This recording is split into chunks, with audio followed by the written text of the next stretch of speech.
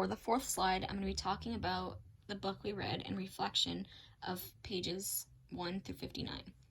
So, teachers today struggle with how to reach out effectively to students who span the spectrum of learning readiness, personal interest, and culturally shaped ways of seeing and speaking about and experiencing the world.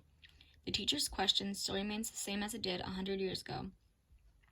How do I divide time, resources, and myself so that I'm an effective catalyst for maximizing talent in all of my students? Different teachers have responded to that question.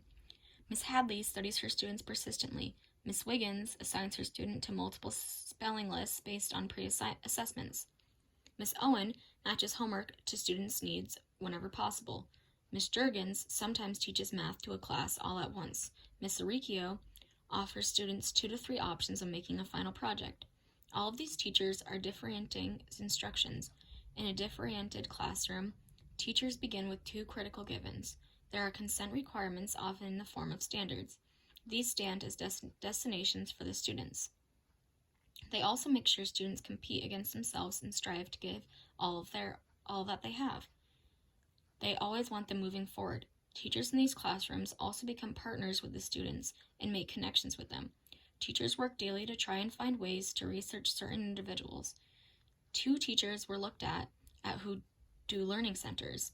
They both invested a lot of time into these activities. Each student has their own work that will help them strive better. The teachers made this possible for them to focus on that person's needs. Each teacher has their own way of teaching, but it all seems similar. They try and give students work that suits and interests that child the most, while others may need some help on something else. Ms. Santos, when working on a project, always gives different options. They don't all have to do the same thing. There are at least 5 different options, it seems. She also gives them the option to make one of their own and come up with their own idea, just run it by her first, which is very important for some students. In middle school, when reading, the 3 different teachers have the students read the same book and discuss a book very similar to each other.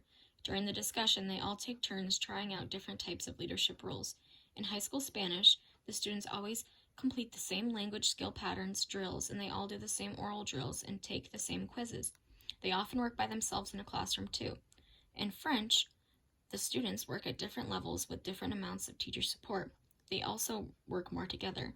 In math, they complete the same homework and check it as a class. In algebra, they try and identify key concepts, then check their work themselves.